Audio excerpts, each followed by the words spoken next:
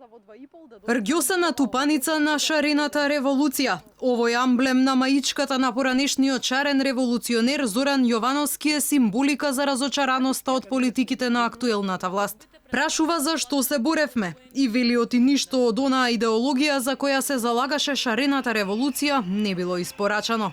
Според шарените, со последните случувања околу аферата Рекет падна во вода и последната надеж за правна држава, теза која беше водечка сила во борбата на револуционерите против така наречениот режим.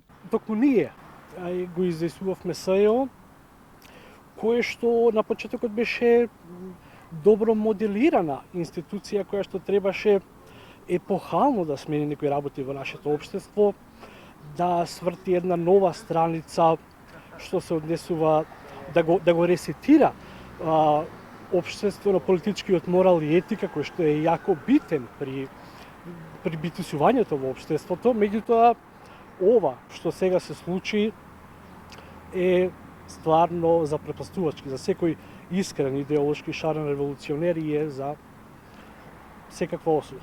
Случајот Рекет ги вознемири шарените и оние кои се бореа за пат на режимот. Колку повеќе одмор, толку помалку време за работа, помалку резултати и послаб предмет, пиша на својот Facebook профил еден од најистакнатите лица на шарената револуција, екс-пратеникот Павле Богоевски, алудирајќи на обвинителствата кои тираа одмор наместо да работат на случајот.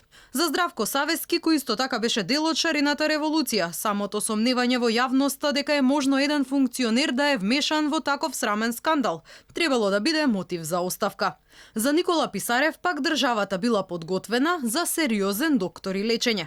И професорката Најческа реагираше остро по вчерашната изјава на премиерот. Таа вели дека не може да ја урнат власта неколку криминалци, еден не баш добар новинар и човек со поинаква сексуална ориентација, туку еден премиер кој не ги гледа криминалците околу себе.